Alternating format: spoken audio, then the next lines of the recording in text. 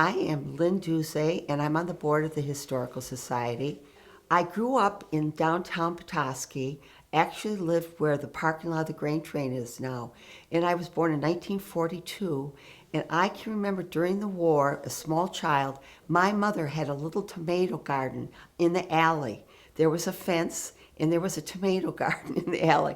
I don't remember eating the tomatoes, but I remember the tomato garden being there. So it had to have been about 44, 45 when things are pretty scarce, but there was a tomato garden in the alley behind the grain train, 212 East Mitchell Street. When I was a child, we went to Crago's, which was right across the street. And that was at the corner of Petoskey and Mitchell Street. And we went in there, and as kids we went over there, and I think my mother had a little thing because they would kind of charge it, and I think she went over periodically and paid it off. But they had a meat market in there. I can remember Ed Wolf, and Mr. Crago was there, and Ed Urick was the meat market person, and Mr. Wolf too. There was a Mr. Wolf. But yes, Crago's at the corner of Petoskey and Mitchell Street. Robarges was at the corner of Emmett and Washington, and George at Robarges would make this rolled roast with garlic and onions and salt and pepper, and then my stepfather, George Dancer, would put that on the grill. But yeah, that was great. We always look forward to that. When I was growing up, there was the Arcadia, which is now the Circus Shop, and so we would go there. But it was always that was Coke and French fries. My grandfather, for holiday dinners, we would end up going to the Dilworth Hotel over in Boyne City, and they had these wooden floors, and my mother would make us wear these shoes, and you go across the wooden floors, click, click, click. And they always had tomato pudding, and my grandfather would sit at the end of the table, and all the grandchildren would sit around the table. But that was a memory that was outstanding. My memory about Wimpy's is my mother would take us at night when we were in our pajamas, and we would get in our pajamas and pile in the car, and then we'd go over to Wimpy's and they would bring it out and set the tray on the side of the car.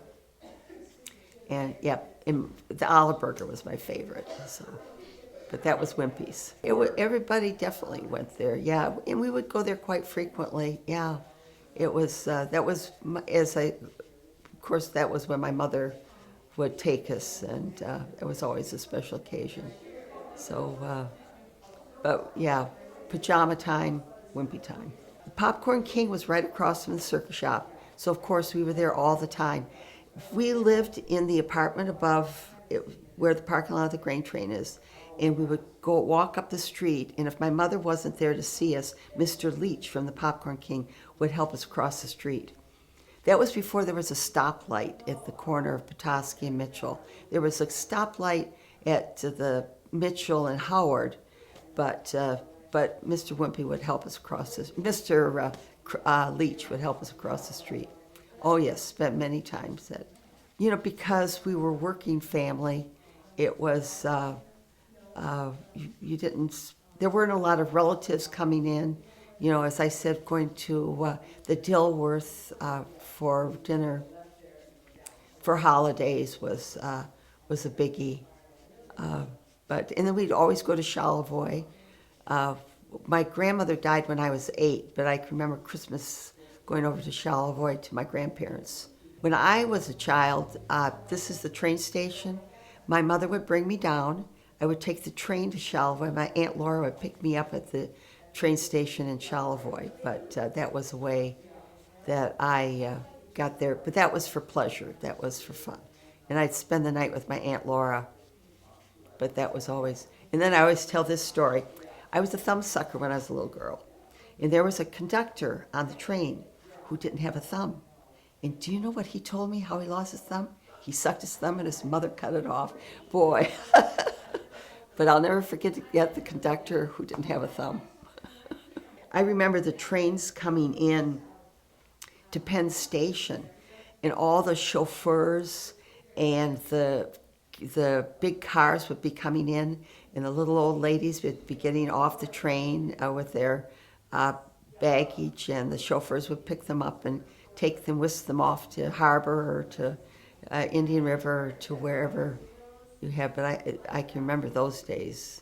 One time as a child, I remember the trains coming in, and where Craw's was, which is now the building that they just tore down on Emmett Street, and the train parked there, and they got all the animals out of the train, and they took them the animals walked all the way over to the fairgrounds. And I can remember everybody standing by the side of the road as these animals paraded through town, down Emmett Street and across the bridge and around the corner to the fairgrounds. But that was, and I mean, everybody in town was watching the animals process from that corner of Emmett where the train tracks were there. So when I was in 5th grade, Mr. Daly was our teacher, and he took the class. We all got bicycles. We went to school. We packed lunches, and we took a trip out River Road on our bicycles. I thought that was the best school day that we ever had. But it was, and then I went to Camp Daggett as a child. So that was in those days. They had a boys' session and a girls' session. So the girls' session lasted a month. So I was there for a whole month, and we took canoe trips across Walloon Lake and ferried down Bear River and such. But there's only one Petoskey in the whole wide world, and it's special because we have the lakes, we have nature, we have everything you could ask for, and we have I think people who populate Petoskey are a little more sophisticated than your average. Charlevoix can take that thing too. I love Charlevoix also, but it was northern Michigan. Harbor Springs is the same way. Certain amount of sophistication to this part of northern Michigan. I can remember Danny Smith picking me up, and we'd walk up the hill to the Winter Sports Park. I never went to the west rink on the west side. But yes, went skating up there. Well, my stepfather had a wholesale grocer, and so he'd bring home samples. But when there was a Dr. Pepper's, which was McKinney's, Gordon's.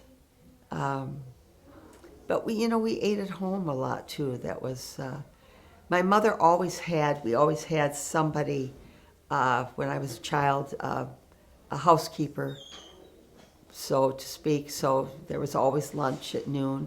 In my day, there was not a cafeteria. There was a cafeteria at the high school, but only for kids who lived out or took the bus. So if you lived in town, you generally walked home for lunch. But there was always lunch at home.